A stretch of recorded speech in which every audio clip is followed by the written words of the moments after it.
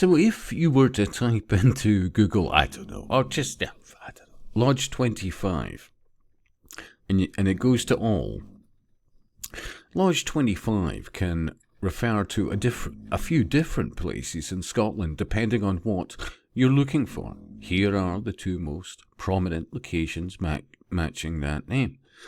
1.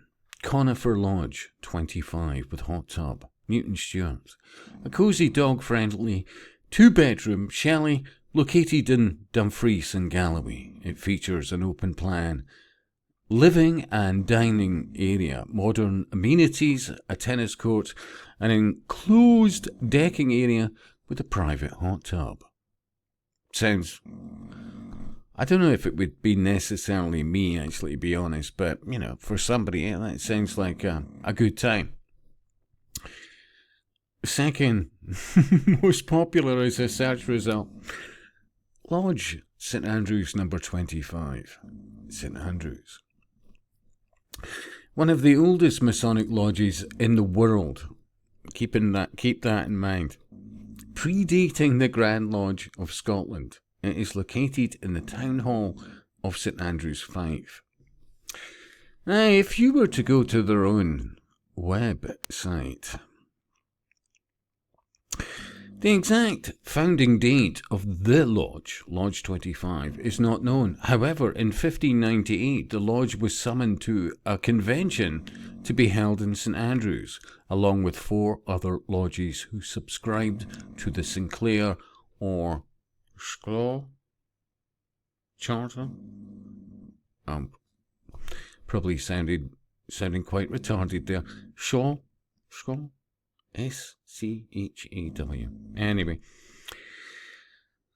And when you think about even that date, because there's a lot of mention of England and all the rest of it, but, when you look at Scotland, it really does go back. Yeah, really it does. But I'll leave you a link to that. The reason I see this is this. Anger at St Andrews Masons using Town Hall free for 200 years. A Fife councillor has blasted a situation where a local Masonic lodge has been able to use St Andrews Town Hall free of charge for over 200 years. Councillor Jane Ann Liston, who represents St Andrews, said the Lodge 25 group had been using the facility without paying rent because of an agreement made in 1817. I'm guessing, call me cynical here, but both sides of that wee handshake were from the same lodge. But anyway, and by the way, while we're on the subject, answers on a postcard or just comments. How many other lodges would one suspect that might have also be a thing? Just think about that, seriously. And then expand to, I don't know, how councillors live and, anyway, because let's be honest, even when it comes to councillors, you've got to ask yourself, why would people who profess to at least live in the same area would destroy these areas unless they had some other options? Let's be honest. Nicola, well, she's heading south. Remember,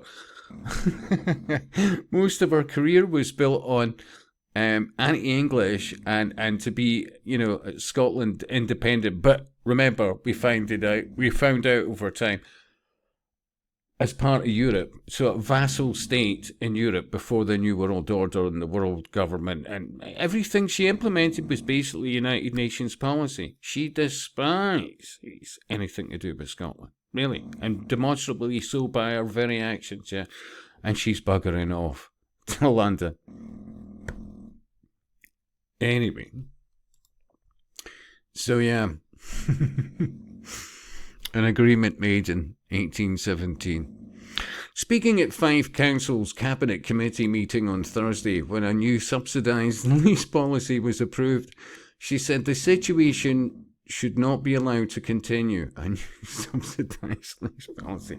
Look, what people need to grow up about is every bloody interaction when it comes to anything to do with solicitors, law, education, you name it, any of the supposed professions.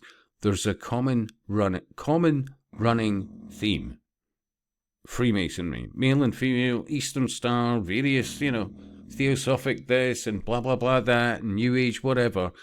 But there's networks, and they've been going for a very long time. Some of them are a lot newer than others, but by and large, Masonry's behind most of it. You could argue, if not all of it, but honestly, how many other lodges across the UK are benefiting from some other funny handshake situation from God knows how long ago? Yeah. So,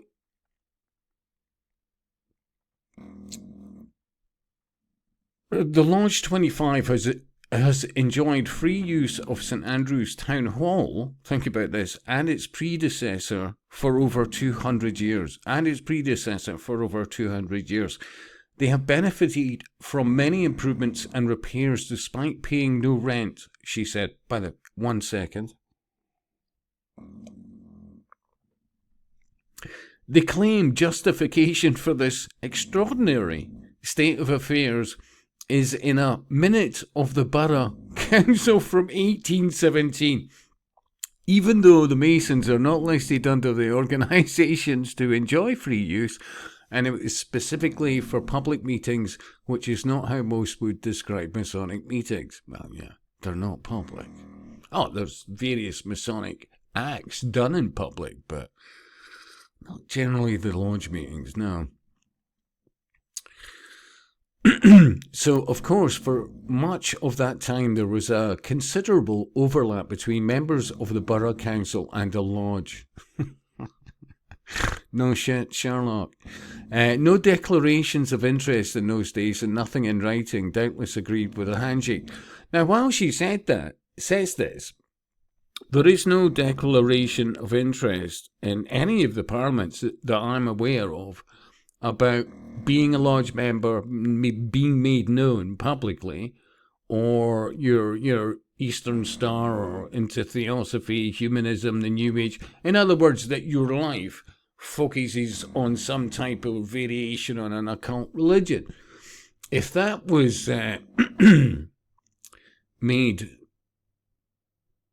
known in the public interest, I promise you these parliaments as they stand just now would be bloody empty.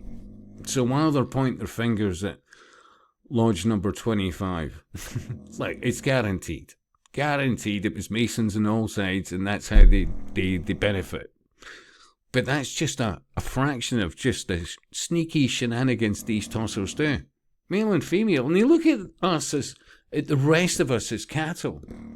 And in some respects, can you blame them when people go out their way to be willfully ignorant of their influence? I mean, all I've ever said, and I'm not on my own, is when you look at a politician or anybody in any profession, you start asking yourself, are they networked? Because remember, in any profession, there is supposed to be professional bodies. But when you look into the background of all of them, it ties into Freemasonry. Yeah? It's anything. If you want to know and reverse vast amounts of costs that should not exist, you should be reading more. That's all I'm saying. And I'll speak to you soon.